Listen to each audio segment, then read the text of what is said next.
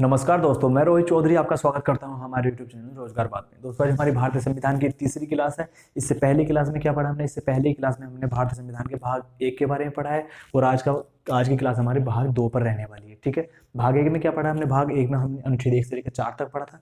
मैंने डिटेल में बताया, आपको मजा आया हो, क्लास अच्छी लगी होगी। और अगर आपने वो वीडियो नहीं देखी है तो आप डिस्क्रिप्शन में मैंने लिंक दे दिया, वहां जाकर देख सकते हैं। ठीक है, तो चलते हैं भाग दो में। भाग दो में क्या बताया गया है? भाग दो में नागरिकता के बारे में बताया गया है। किसमें बताया गया? नागरिकता के बारे में बताया गया है। ठीक है, भाग दो में अनुच्छेद 5 से लेकर 11 तक वर्णन है।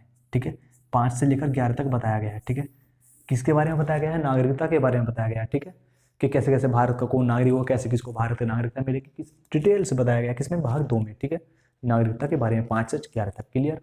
भाग अनुच्छेद 5 में क्या बताया गया? अनुच्छेद 5 में बताया गया है, जब 26 जनवरी 1950 को भारत का संविधान लागू हुआ था, तो तब इनका यूज कर किया गया था। कब? किसका? अनुच्छेद 5 का। अनुच्छेद 5 में क्या बताया? अनुच्छेद 5 में बताया गया है कि भारत का नागरिक कौन होगा? भारत का नागरिक वो व्यक्ति होगा जिसका जन्म भारत में हुआ हो, या उसके माता पिता का जन्म भारत में हुआ हो, या फिर वो जब संविधान लागू होता है 26 जनवरी 1950 को, उससे 5 वर्ष, कम से कम 5 वर्ष पहले से वो भारत में रह रहा हो। ठीक है, किसमें बताया गया? अनुच्छेद 5 में बताया गया है। क्लियर? 5 में इतना बताया गया। उसके बाद बात चलती है हमारी अनुच्छेद 6 में। अनुच्छेद 6 में क्या बताया गया है?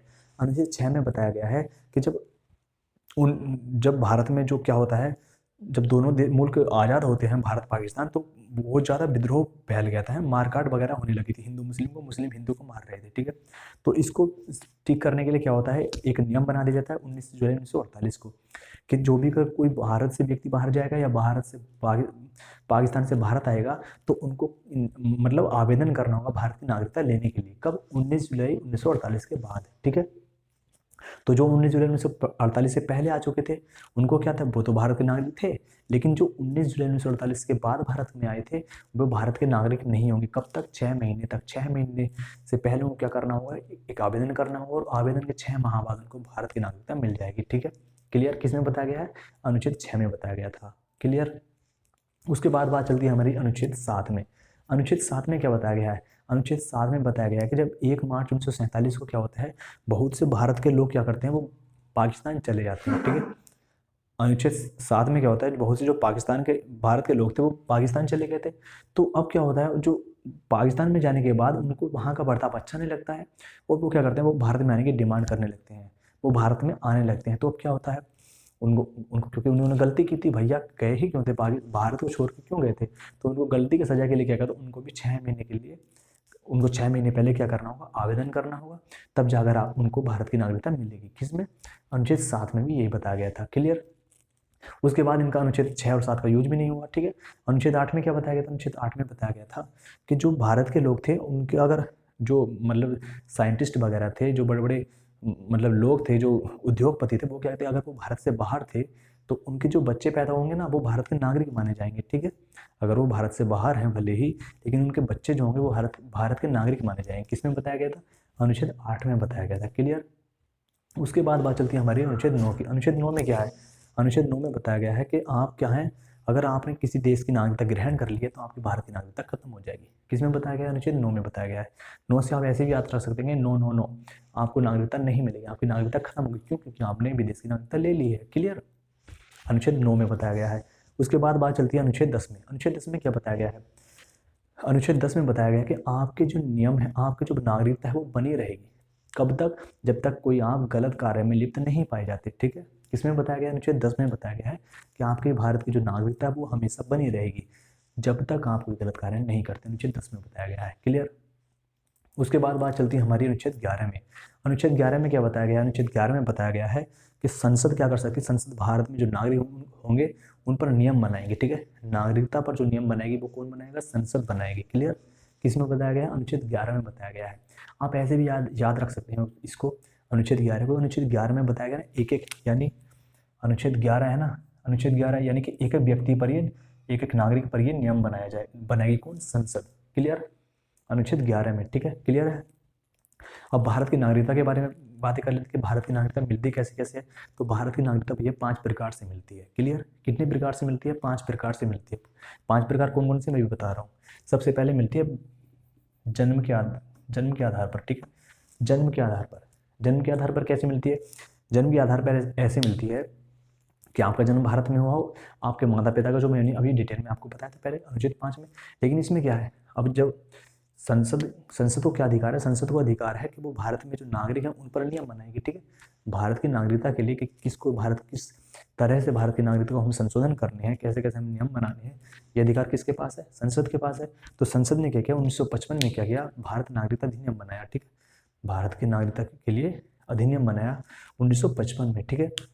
उस टाइम पे क्या था, उसमें थोड़ी बहुत जो गलती होती है उनको गलती को सुधारने के लिए तो समय समय पर संशोधन होते हैं। 1986 में होता है, 92 में होता है, 2003 में होता है, 2005 में होता है, 2015 में होता है और 2019 में अब ये सीए वाला होता है, ठीक है। क्लियर है। जिनमें से 3 तो कांग्रेस करती है और 3 करती है बीजेपी, ठीक है।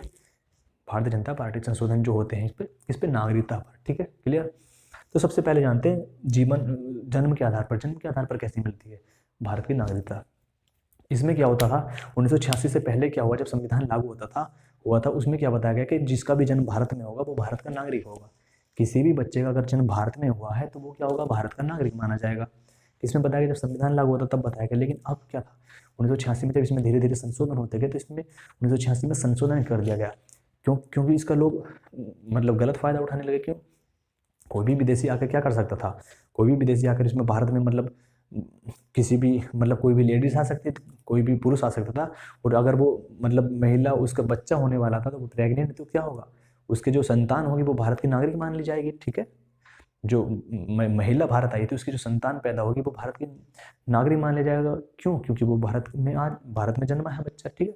तो इसमें संशोधन किया गया, इसमें कहा गया कि भारत का नागरिक वही व्यक्ति होगा, वही बच्चा होगा जिसके माता या पिता में से कोई एक भारतीय हो। किसमें बताया गया, जब 1986 में इसमें संशोधन होता है। किसमें, जब जन्म के आधार पर जो नागरिकता संशोधन अधिनियम था 1955 के बाद जो चलते रहे हैं 1986 में फिर इसमें संशोधन होता है। तो इसमें क्या होता है कि भारत का नागरिक वही व्यक्ति होगा। 1986 में कहा गया है कि जिसका जन्म भारत में हुआ हो और उसके माता पिता में से कोई एक भारत का नागरिक हो। किसमें बताया, 1986 में बताया गया। अब इसका भी गलत फायदा उठाने लगे लोग, क्या कि भारत की महिला भले होती है लेकिन कोई विदेश का व्यक्ति कांटेक्ट कर लेता था महिला से, तो क्या होता था फिर मतलब वो यहाँ भारत में आता था और उनसे जो बच्चा पैदा होता था वो भारत का नागरिक मान लिया जाता था। तो इसमें भी संशोधन हो, इसमें 2003 में संशोधन होता है। और इसमें क्या कर दिया जाता है भैया, इसमें कहा जाता है कि भारत का नागरिक, भारत में जो मतलब बच्चा पैदा होगा उनमें से सबसे बड़ी बात, अभी कोई एक अभिभावक भारत का नागरिक हो, कोई एक अभिभावक क्या हो, भारत का नागरिक हो। और जो अगर कोई प्रवासी आया है ना बाहर से तो उसके पूरे कागजात उसके पास होने चाहिए, ठीक है। वो अप्रवासी ना हो, ठीक है। प्रवास के उसके सारे कागजात उसके पास होने चाहिए, ठीक है। वो अवैध प्रवासी ना हो, ठीक है। किसमें बताया गया, 2003 में जो संशोधन हुआ उसमें बताया गया है। क्लियर। उसके बाद बात चलती है भैया हमारी वंश के आधार पर भारतीय नागरिकता कैसे मिलती है। वंश के आधार पर कैसे मिलती है, वंश के आधार पर कैसे मिलती है भैया कि जैसे हमारे कोई पूर्वज, हमारे दादा नाना परदादा क्या है, हमको वंश के आधार पर नागरिकता मिली हुई है। तो पहले क्या होता था, मतलब वंश के आधार पर जो नागरिकता मिली थी उसमें संशोधन होता है हमारा सबसे पहले 1992 में इसमें संशोधन क्यों होगा। इसमें बताया गया था, वंश के आधार पर जो नागरिकता मिलती थी इसमें बताया गया था कि भारत का नागरिक वही व्यक्ति होगा जिसके अगर कोई बच्चा विदेश में पैदा हुआ है तो वो भारत का नागरिक तभी माना जाएगा जब उसके पिता भारत के नागरिक हों। अगर कोई महिला भारत की है, अगर कोई महिला भारत की रहने वाली है और उसके विदेश में कोई बच्चा हुआ है तो भारत का नागरिक नहीं माना जाएगा। क्यों, क्योंकि वंश के आधार पर बच्चे को नागरिकता मिलती थी भारत की, ठीक है। तो इसमें भी संशोधन होता है, इसमें 1992 में संशोधन होता है। और इसमें कहा जाता है कि अगर कोई बच्चा भारत के बाहर पैदा हुआ है और उसके माता या पिता में से कोई भी भारत का नागरिक है तो उसको भारत की नागरिकता दे दी जाएगी। किसमें बताया गया, इसमें बताया गया वंश के आधार पर 1992 में, ठीक है। क्लियर। एग्जाम्पल आप ले सकते हो प्रियंका चोपड़ा का, ठीक है। प्रियंका चोपड़ा के जो बच्चा पैदा हुआ वो चाहे तो भारत की नागरिक भी बन सकता है जो बच्चा पैदा होगा, या अमेरिका की भी ले सकता है, ठीक है। क्लियर है। क्योंकि महिला भले ही है लेकिन अब क्या है, अब ये महिला या पिता या माता के हिसाब से वंश के आधार पर नागरिकता नहीं मिलती। अब दोनों की कोई सभी व्यक्ति हो सकता है, उसके आधार पर भारतीय नागरिकता मिल सकती है। किसमें बताया गया था, 1992 में जब संशोधन होता है। क्लियर। और फिर 2004 में भी इसमें संशोधन होता है। इसमें फिर 2004 में क्या कहा जाता है, इसमें 2004 में कहा जाता है कि अगर आप विदेश में कोई बच्चा पैदा हुआ तो आपको 1 साल के अंदर अंदर भारतीय जो दूतावास है, भारतीय वाणिज्य दूतावास है, वहाँ आपको बताना होगा, ठीक है। बच्चे के बारे में वहाँ आपको बताना होगा। किसमें बताया गया, 2004 में जब संशोधन होता है। क्लियर। उसके बाद बात चलती है हमारी तीसरे प्रकार पर कि भारतीय नागरिकता कैसे मिलती है, पंजीकरण के आधार पर। पंजीकरण के आधार पर कैसे मिलती है भैया, आपको क्या करना होगा, आपको 7 साल तक भारत में रहना होगा और फिर आपको पंजीकरण के आधार पर कैसे मिलती है, आपको 7 साल तक भारत में रहना होगा और आपको 6 महीने पहले क्या करना होगा, आवेदन करना होगा, तब आपको क्या मिलेगी, भारत की नागरिकता मिल जाएगी। ठीक है, क्लियर, ये मिलती है पंजीकरण के आधार पर। उसके बाद बात चलती है हमारी चौथा टाइप कौन सा है, देशीकरण के आधार पर। चौथा के तीसरा है, चौथा है ना, तो देशीकरण के आधार पर। देशीकरण के आधार पर कैसे मिलती है, देशीकरण के आधार पर ऐसे मिलती है कि कोई भी जो कलाकार वगैरह हैं वो भारत में रह रहे हैं कितने, 14 साल से, ठीक है, और पिछले 14 साल से भारत में रह रहे हैं और 12 साल से प्रॉपर रह रहे हैं, ठीक है, तो क्या होगा, उनको 12 महीने पहले क्या करना होगा, उनको 12 महीने पहले आवेदन करना होगा और फिर क्या होगा, उनको भारत की नागरिकता दे दी जाएगी। ठीक है, ये था देशीकरण का प्रकार, क्लियर।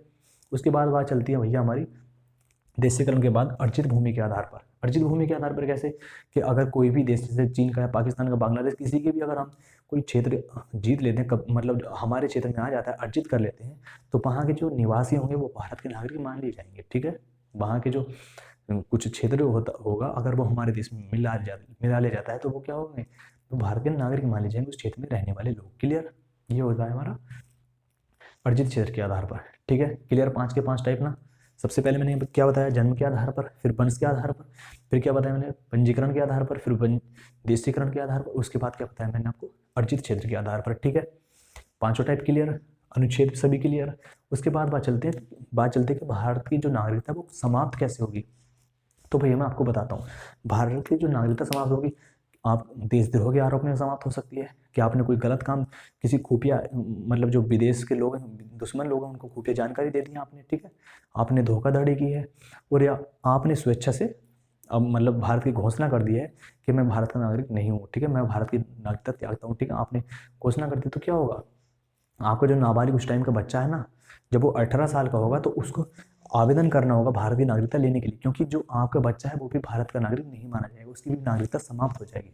अगर कोई वयस्क व्यक्ति है और उसने घोषणा कर दी कि मैं भारत की नागरिकता त्यागता हूँ, मैं भारत का नागरिक नहीं हूँ, तो उसकी जो संतान होगी वो भी भारत की नागरिक नहीं मानी जाएगी। ठीक है, अब फिर क्या होगा, फिर उसको 18 साल के बाद 18 साल का होने के बाद उसको भारत की नागरिकता लेने के लिए आवेदन करना होगा। ठीक है, क्लियर।